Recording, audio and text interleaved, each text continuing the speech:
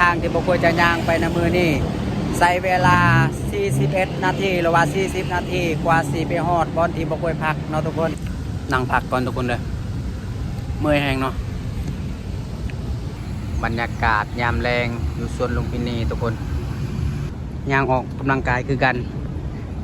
ตกย่างอีกหนึ่งปุ๊บสบายดีและสวัสดีทุกคนเนาะตอนนี้ก็ได้เวลาเลิกงานแล้วเนาะทุกคนเบาป่วยย่างออกมาจากโรงงานไปที่เรียบร้อยแล้วเนาะ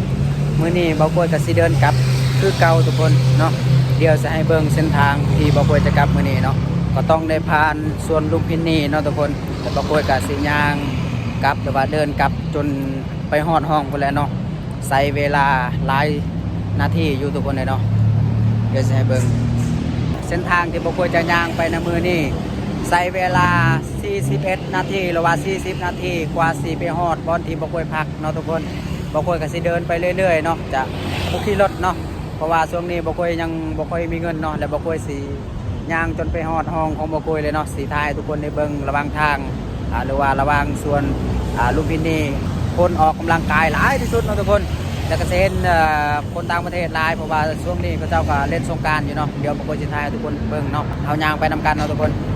ถ้าข้ามทางมาลายอยู่เนาะทุกคนต้องข้ามไปทางโน้นแล้วบางคนก็สิย่างไปทางนั้นแหละเนาะแต่ว่าต้องข้ามเส้นทางนี้ไปก่อนเนาะเบิ่งรถก็ลายแห้งเนาะทุกคนโควิดจักเทื่อเนาะมาเบิ่งนำกันว่าจะใช้เวลาในการย่างจากหรือว่าเดินจากที่ทำงานไปฮอดห้องเขาบางคนนะใช้เวลาจักนาทีจักชั่วโมงเนาะทุกคนแต่ในแผนที่มันจะเขียนว่า40นาทีเนาะแต่ว่าเฮาย่างแท้น่ะค่อยว่ามันเกินนั้นแท้ๆเนาะทุกคนเดี๋ยวไปเบิ่งนำกันเนาะ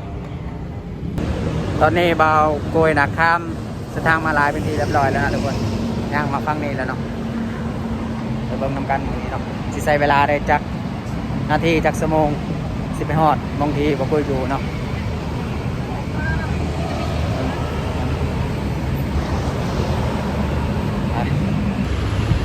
ตอนนี้บกโกยก็เดินมาไกลไล่เติบแล้วนะทุกคนโอ้โหฮอตไซเนาะแต่บกโกยก็ย่างไปเรื่อยๆแหละย่างจนไปฮอดห้องไปแล้วทุกคนเอ้ยเนาะเพราะว่าช่วงนี้บกโกยได้มีเงินประหยัดเงินไว้ก่อนทุกคนเบิ่งเอาเส้นทางบ้านเขาเนาะอยู่เทิงนะเป็นเส้นทางรถไฟเลยทุกคนเนาะเส้นทางรถไฟเลยข้างล่างก็เป็นเส้นทางรถยนต์ธรรมดาเนาะความพัฒนาของหมู่บ้านเพิ่นทุกคนเอ้ยเบิ่งกันไดโตอยู่เทิงเป็นกันไดเลื่อนได้เนาะเห็นบ่เป็นกันไดเลื่อนทั้งนั้นไปย่างไปเรื่อยๆมื้อนี้ทุกคนว่าใกล้หรือไกลเนาะทุกคน40นาทีเนาะย่างกลับบ้านหรือว่าย่างไปที่ห้องของบ่กวยเสาเนาะ40นาทีทุกคนเลยตอนนี้ก็เริ่มเมื่อยแล้วเนาะเพราะว่าอากาศก็เริ่มร้อนแล้วทุกคนเนาะไปเรื่อยๆยังบ่ฮอดประตูสวนลุมพินีซ้ำเนาะเดี๋ยวไปฮอดประตูสวนลุมพินีเดี๋ยวบ่กวยสิถ่ายทุกคนได้เบิ่งอีกเนาะไปย่างกันไปเป็นจังไดชีวิตเนาะต้องย่างไปก่อนตอนนี้บกวยย่างมาฮอดสวนลุมพินีแล้วนะทุกคนอากาศโคตรร้อนก็เลยซื้อไอติมมากินเนาะ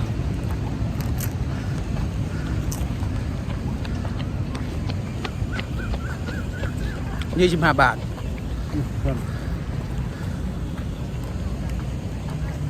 เบิ่งไปบัดสีห้องนะจักโมงเนาะเลิกงานมา5 โมง00เนาะ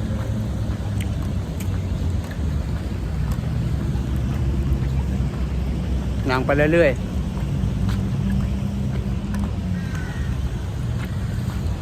ช่วงนี้เป็นช่วงที่แบบคนมาออกกำลังกายหลายเลยทุกคนคนมาย่างเล่นตอนแรงเนาะหลายแห้งเพราะว่าจะเป็นคนต่างประเทศคนไทยคนจีนคนย่างหลายเลยเนาะเมืองข้างล่างมีเบิดนั่งพักก่อนทุกคนเลยเมื่อยแห้งเนาะโอ้เบิ่ บิ่งใช้เบิ่งบรรยากาศอยู่สวนลุมพินีเด้อทุกคนโคตรงามและคนก็โคตรหลายเนาะนั่งเซาเมื่อยก่อนแล้วก็เดินกลับต่อเนาะบรรยากาศยามแรงอยู่สวนลุมพินีทุกคนโอ้ตะพูนก็มีแต่คนเนาะเพราะว่าตอนแรงเขาจะสีย่างออกกำลังกายอยู่มองนี่แล้วเนาะบรรยากาศโคตรงามเลยทุกคนเห็นบ่โคตรกว้างเลยทุกคนเมื่อวานนะบกอยย่างอ้อมพุ่นละเพราะว่าบกอยยังบ่รู้จักเส้นทางเนาะเบิ่งในพิกัดบกอยเขียนไปแล้วกับย่างอ้อมไปอ้อมมาเนาะเพราะว่าบ่เห็นเส้นทางออกจักเทื่อเนาะแต่มื้อนี้บกอยรู้สึกว่าบกอยน่ะรู้จักแล้วว่ามันถ้าย่างอ้อมไปทางใดเฮาก็สิย่างไปเจอมองที่ทางออกคือเก่าเนาะแต่ว่ามันกว้างเนาะทุกคนก็เลยบกอยน่ะย่างจนเมื่อยเนาะและอีกอย่างเนาะที่บกอยอยากถามทุกคนเนาะอยากถาม FC PP คนไทยทุกคนเนาะก็คือบกอยอยากถามว่ามองนี้นะเป็นมองที่เฮ็ดให้คนท่องเที่ยวอยู่แล้วเฮ็ดให้คนเล่นอยู่แล้ว แต่ว่าสงกรานต์นะเขาเจ้าจะบ่ปล่อยให้คนนะมาเล่นน้ำคือบ้านเฮาเด้อทุกคนเนาะเห็นบ่อันนี้เป็นเรือเนาะทุกคนที่ให้เขาเจ้าเล่นขับเล่นแถวนี้แหละแถวน้ำนี่แหละเนาะแต่ว่าสงกรานต์นะเขาจะบ่เปิดทุกคนเลยเนาะแล้วบกอยจะฮู้ว่าเป็นยังเขาคือบ่เปิดในคนนะเล่นสงกรานต์ในน้ำตัวนี้เนาะน้ำนองนี่เนาะทุกคนก็เจ้าต้องเล่นแบบแถวเส้นทางแถวนั้นแล้วก็รถกับบ่มีว่าและกาบ่มีการให้ใส่รถยนต์ในทุกคนก็คือให้เดินไปเนาะเล่นสงกรานต์ในประเทศไทยทุกคนถ้าบ้านเฮานะก็คือขี่รถจักรขี่รถใหญ่ไปอาบน้ำไปเล่นสงกรานต์เนาะแต่ว่าประเทศไทยเพิ่นก็คือจะเล่นแบบเดินไปเนาะทุกคนแต่แบบนี้เขาเจ้าก็บ่ให้เล่นเนาะจริงที่บ่ค่อยจะฮู้คือเป็นหยังคือบ่ให้เล่นแบบนี้ถ้าเป็นบ้านเฮานี่โอ้ยน้ำแบบนี้นะคนเต็มเลยเนาะทุกคนแห่งมีของดินแบบนั้นอีกนะโอ้ยคนนะหำห้องว่าล้นแน่นอนเนาะทุกคนเนาะใครที่ฮู้ก็คอมเมนต์บอกบ่โกยในเด้อว่าเป็นหยังคือเขาเจ้าบ่เปิดให้เล่นสงกรานต์อยู่หนองแห่งนี้เนาะหรือว่าอยู่สวนลุมพินีเนาะทุกคน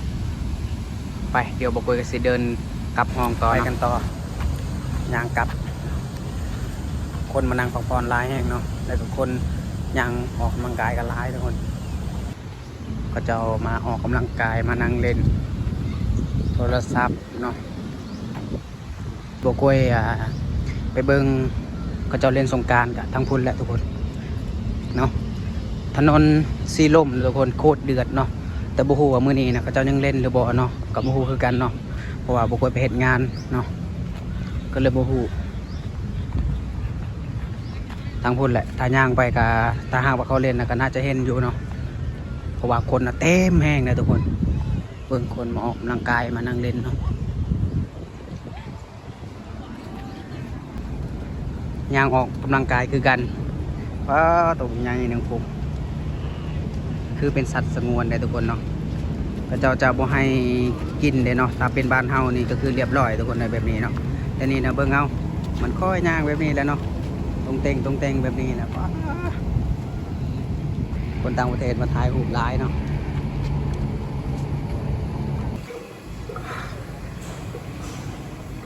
เมื่อยได้ทุกคนเลยเมื่อกี้นี่บอกว่าแวะเข้าห้องน้ำเนาะห้องน้ำสาธารณะ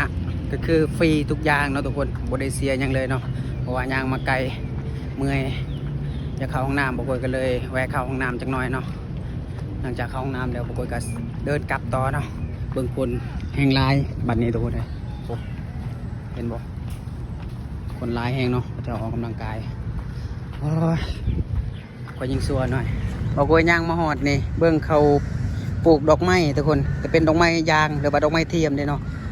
โอ้เขาจัดงานเพราะว่าสงกรานต์ยังบูวิดทุกคนโคตรงามเลยเนาะป้าต่อ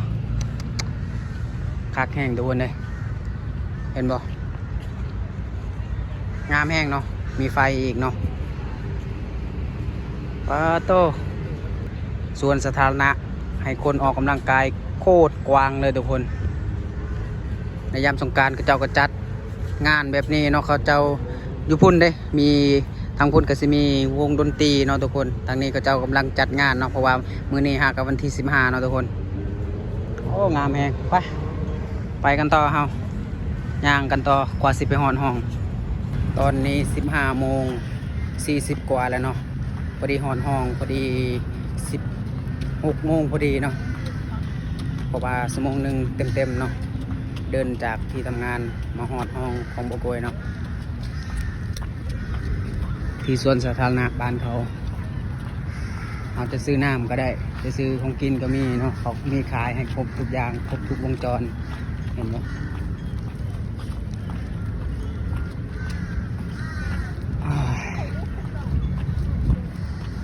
โคตรเมื่อยตัวเอ้ยเป็นจังไดชีวิตนะไปเรื่อยๆแหละย่างออกกำลังกายมีเงินจังคอยขี่รถเมล์กลับก็ได้เนาะ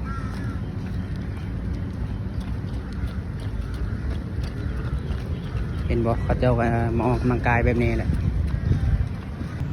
คิดไปคิดมาเนาะทุกคนจากที่บ่กล้วยพักย่างไปที่เฮ็ดงานกะ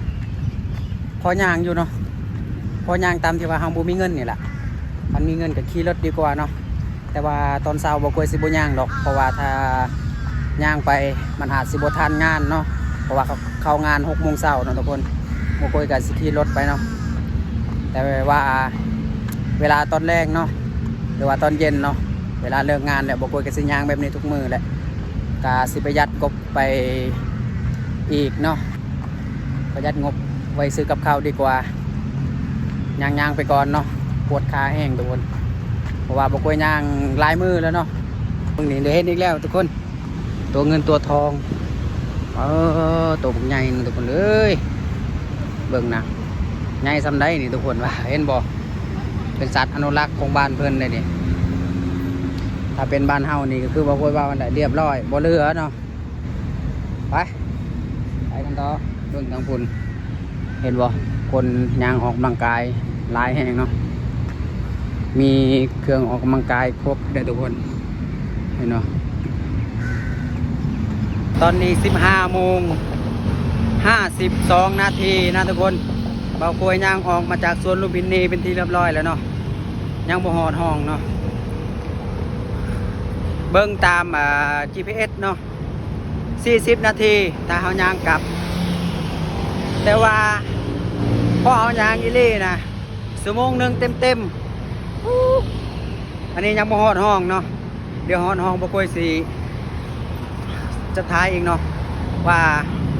จักโมงไปฮอดห้องเนาะตอนนี้โคตรเมื่อยเลยนะบ่มีการขี่รถจักดีเลยย่างล้วนๆเนาะย่างตามบ่มีเงินนี่ล่ะมาฮอดซอยบ่กล้วยอยู่แล้วนะสิฮอดห้องแล้วฮอดห้องแล้วอ้าวลืมปิดไฟนี่ว่าโอ้ไปมื้อเช้านี่จนลืมปิดไฟเดือนแรกค่าไฟสิเบิดไปเท่าไรบ่ฮู้บัดนี้โคตรเมื่อยเลยพักก่อนทุกคนเลย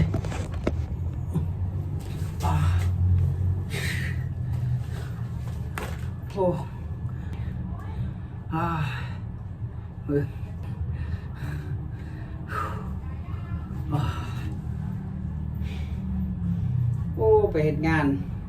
แต่เช้าแต่ตั้งแต่ตี 5เนาะจนลืมปิดไฟมื้อนี้นะบ่กล้วยฮู้จักแล้วเส้นทางที่กลับมาจากมงที่บ่กล้วยเฮ็ดงานแล้วก็ย่างมา